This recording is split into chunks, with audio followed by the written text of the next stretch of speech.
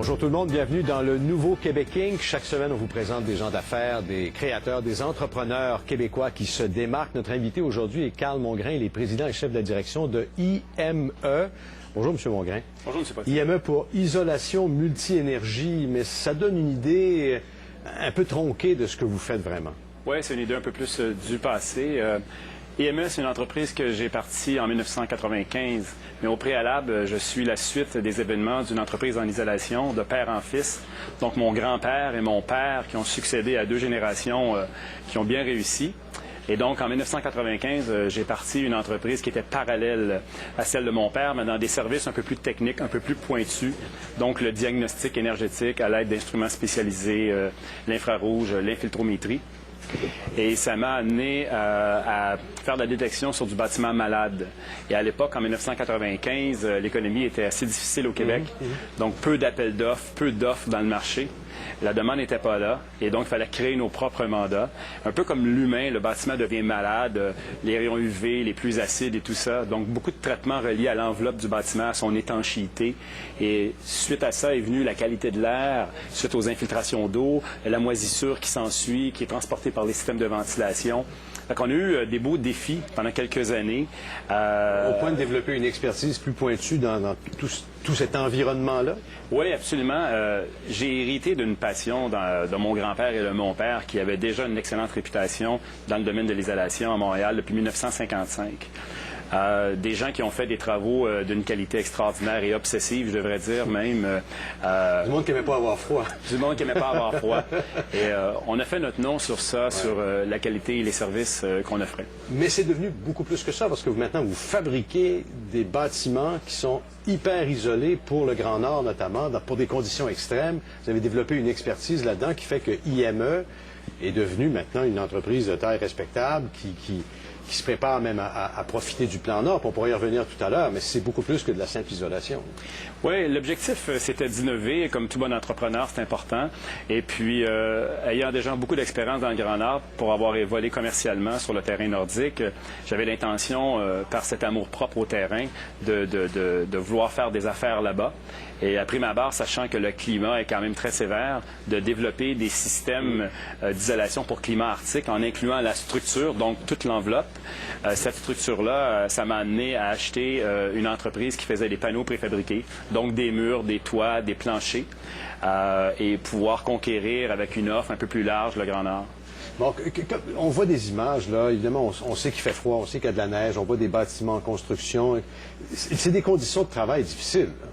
Oui, c'est des conditions extrêmement difficiles. C'est des conditions où on travaille maintenant 12 mois par année. Les échéanciers sont extrêmement serrés. Qu'est-ce que c'est en haut? Qu'est-ce qu'on voit?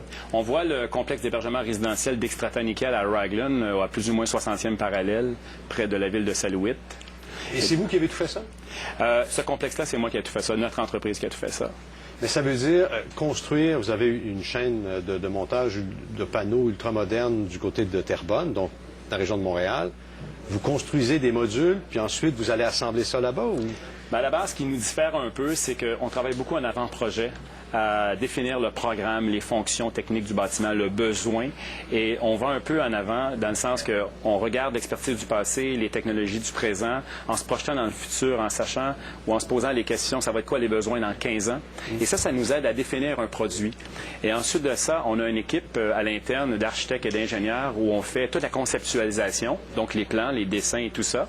Ensuite, on fait la mise en production dans l'usine en panneaux, en 3 étapes, pour ensuite les installer, faire un bloc modulaire, donc une architecture 3D, une boîte qui est complètement fermée, dans laquelle on va aller jusqu'à livrer même toute la fourniture, les meubles, la literie, les lavabos. Tantôt, c'était dans le conteneur, ça. Et le but, l'objectif visé, c'est d'avoir le moins de travaux possible au nord, parce que la fenêtre météo est courte et ça coûte très cher faire des installations là-bas.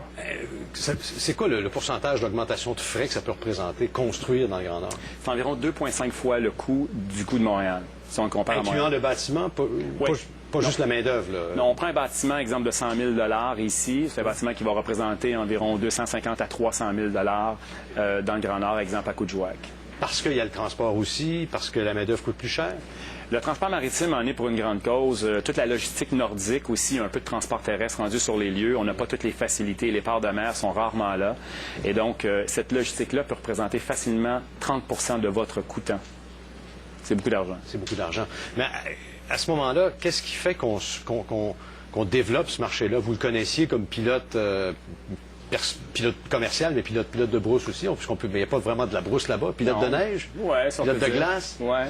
Il y avait une affinité avec ce terrain-là. Il faut connaître des gens, il faut aller chercher les contrats. Bien, après ma barre, mon père est un passionné du plein air, de la chasse et de la pêche, qui se véhiculait déjà avec des amis qui avaient des hydravions dans le Grand Nord du Québec. Donc, j'ai goûté à ça très jeune. Mon père m'a fait beaucoup participer. J'ai eu beaucoup l'amour du terrain et de la nature. Et ça t'amène à faire des connexions avec les locaux, les gens de la place. Et c'est comment faire des affaires dans le Nord? C'est une expertise qui est basée sur la confiance. Ça prend du temps. On travaille avec les communautés autochtones. Il faut la bâtir, cette crédibilité-là. Donc, c'est long. Il faut comprendre bien les enjeux. Souvent, les enjeux sont basés sur leurs produits. Dans le Nord, les enjeux sont basés sur la logistique nordique. En particulier. Vous disiez tout à l'heure, il faut acheminer sur place des modules. On imagine un peu des blocs préfabriqués qui arrivent, qui débarquent du bateau très loin dans le Nord. Il faut les amener sur le site même où on veut bâtir le lieu de résidence ou lieu de centre. Comment vous l'appelez? C'est pas le centre d'hébergement, mais c'est le centre d'hébergement, oui. Pas de CHSLD encore? Non, pas encore. Ben, on est presque là. Bon, mais comment on se rend du port jusqu'au lieu? Des fois, il y a plusieurs kilomètres, j'imagine. Ah oui, absolument. Est-ce qu'on est sur la neige? Il y a presque 100 kilomètres. Dans certains cas, on peut être sur la neige, là, puis on peut transporter avec des genres de surfaceurs à chenilles qu'on a vus, mais plus au nord, plus dans les territoires du nord-ouest. Ici, au Québec, on a développé des systèmes de transport avec des roues qu'on prend sur des fardiers. Donc, on a adapté nos transports pour être capable de prendre ces gros blocs modulaires-là, comme un peu des blocs Lego, sur les plages, parce qu'il n'y a pas de port. Fait qu'on débarque dans des terrains pentus. Il faut réussir à mettre... la plage? Sur la plage, dans des conditions difficiles. C'est quelque chose. Oui, dans des grands vents. Puis les blocs que vous déplacez, les unités que vous allez assembler là-bas peuvent avoir quelle dimension? Ils peuvent avoir environ 5 mètres puis jusqu'à 20 mètres, 22, 23 mètres de long, donc à peu près 16 pieds par 70 pieds dans le maximum. Mais souvent, on va les assembler au port de Montréal avant. Donc, on peut avoir des unités qui peuvent avoir jusqu'à 35 pieds de largeur, 40 pieds de largeur, jusqu'à 50 pieds de longueur dans un morceau. Wow. Ça prend des grues considérables là-bas aussi. Ça prend du gros équipement là-bas pour déplacer ça. Oui, puis ce qu'il faut prendre en compte, c'est que les codes de bâtiment exigent des niveaux en structure qui sont beaucoup plus faibles que les efforts que nous devons leur donner aux bâtiments pendant leur transport. Donc, les levages de ces bâtiments-là doivent être pris en compte avec des éléments bien particuliers. Sinon ça risque de s'effondrer. Et là, si on fait ça et si on brise le bâtiment puis on arrive là-bas, on a beaucoup de réparations. Ça a quelle épaisseur un mur qui est fait pour supporter, je sais pas, moins 50? C'est pas beaucoup plus épais que ce qu'on connaît à Montréal. Ça a environ 8 pouces d'épaisseur, là, donc une vingtaine de centimètres. Parce qu'on travaille avec des produits très performants, dont la mousse de polyuréthane giclée, qui assure un paraire monolithique, étant donné que c'est une mousse qui vient combler tous les interstices. Et donc, avec les techniques modernes, autrement dit, on peut faire un mur qui a l'air normal, mais qui est beaucoup plus performant qu'un mur standard de maison. C'est comme le vêtement technique qu'on voit aujourd'hui. Tout ramincé, on travaille avec des membranes beaucoup plus efficaces, des membranes qui respirent au niveau de l'air et au niveau de la vapeur, et donc beaucoup plus performants. On va s'arrêter quelques instants pour la pause. Au retour, on va voir ce que vous pensez du fameux plan Nord. Est-ce que c'est juste du marketing? Est-ce qu'il y a quelque chose de sérieux pour des générations derrière ça, pour les entreprises? On y revient avec Carl Mongrain au retour. Moi, je conduis ce qui m'intéresse. J'ai conduit une Honda, Une Toyota. Nissan. J'avoue que j'ai aimé ça, mais pas autant que Manville Ford. Ma Ford, flambant neuve. En plus, elle est rouge. Là où Ford va vraiment de l'avant, l'économie d'essence. Un meilleur kilométrage. Je veux tirer le maximum de chaque goutte d'essence. J'ai ça m'arrêter faire le plein. Surtout en hiver. J'ai pas fait le plein de mon hybride depuis un mois. Un mois, sans mettre d'essence. 1200 km avec un seul plein. Je suis fière. Ford fait sa part. Moi aussi, je fais ma part. Des voitures éco-énergétiques qui font toute la différence. Ford, montez à bord. Le bulletin de TVA Nouvelles, l'émission la plus sociale. Sur Facebook, Twitter et toutes nos plateformes, TVA Nouvelles est mentionné des millions de fois. Vous faites de TVA Nouvelles le réseau d'information le plus social au Québec. Parce que vous voulez un regard éclairé. Parce que vous surveillez vos intérêts. Parce qu'on doit dénoncer les abus. Parce que c'est important d'être bien informé. Nous sommes là pour vous. Argent, riche en informations. Parce que les finances personnelles sont au cœur des préoccupations des gens. Ça prend une émission consacrée aux questions d'argent. Mardi au vendredi, 10h. Argent, riche en informations. Cela dit, Envoie de l'eau. Ça m'inquiète un peu. tous les trous de la fenêtre. Trop grand. Ils n'ont pas eu facile ici, là. Les petits boss qui se levaient. Dans la tête de je fais juste circuler puis ça me fait chier. Mon plan Roda, ce lundi, 20h.